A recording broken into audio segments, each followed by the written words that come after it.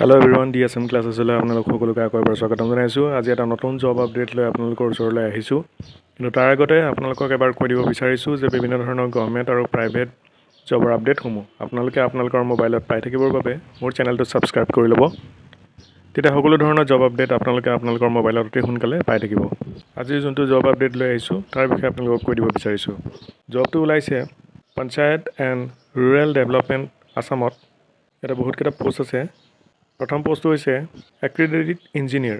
Number of post আছে 291। Salary হ'ব 18,000। As limit দিছে 18 বছৰৰ পৰা 40 বছৰ। এডুকেশ্যন কোৱালিফিকেশ্যন বিচাৰিছে diploma in civil engineering with diploma in computer application. Second post হৈছে গ্ৰাম ৰোজগাৰ সহায়ক। নম্বৰ অফ পোষ্ট দিছে 464। চেলাৰী দিছে 15,000। এজ লিমিট দিছে 18 বছৰৰ পৰা 40 বছৰলৈ।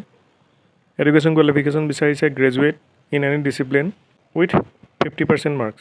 6 মান্থৰ কম্পিউটাৰ চাৰ্টিফিকেট থাকিব লাগিব। থাৰ্ড পোষ্টটো দিছে computer assistant. Number of post দিছে 291। চেলাৰী দিছে 15,000।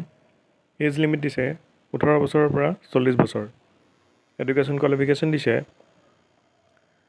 Graduate in any discipline with 50% marks. 6 মান্থৰ কম্পিউটাৰ চাৰ্টিফিকেট থাকিব লাগিব। 4 নম্বৰ পোষ্টটো দিছে গ্ৰাম panchayat coordinator. Number of post দিছে 462। চেলাৰী দিছে 15,000। এজ লিমিট দিছে 18 বছৰৰ পৰা 40 বছৰ। এডুকেশ্যন কোৱালিফিকেশ্যন দিছে graduate in any discipline with 50% marks আৰু কম্পিউটাৰ চাৰ্টিফিকেট থাকিব লাগিব 6 মান্থৰ।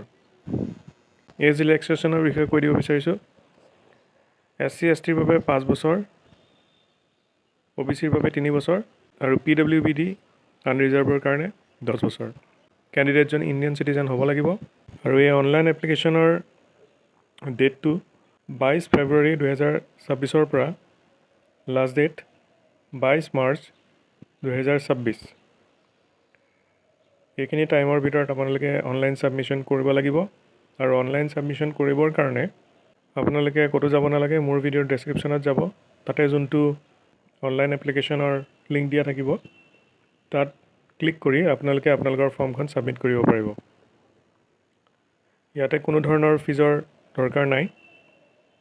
আৰু এটা কথা আপোনালোকক কৈ দিব বিচাৰিছোঁ যে এই জবসমূহ কণ্ট্ৰেকচুৱেল হয়। যিসকলে PNRD ডিপাৰ্টমেণ্টত কণ্ট্ৰেকচুৱেল জবখিনি কৰিব বিচাৰিছে তেওঁলোকে এপ্লাই কৰিব পাৰে। গতিকে আশা কৰিছোঁ আজিৰ ভিডিঅ'টো আপোনালোকে ভাল পালে। যদি ভিডিঅ'টো ভাল পালে তেনেহ'লে লাইক কৰিব, শ্বেয়াৰ কৰিব আৰু কমেণ্ট কৰিব আৰু মোৰ চেনেলটো ছাবস্ক্ৰাইব কৰি ল'ব। তেতিয়া আগন্তুক সকলো ধৰণৰ জব আপডেট আপোনালোকে আপোনালোকৰ মোবাইলত অতি সোনকালে পাই থাকিব। গতিকে আজিৰ ভিডিঅ'টো মই ইমানতে শেষ কৰিছোঁ। ধন্যবাদ।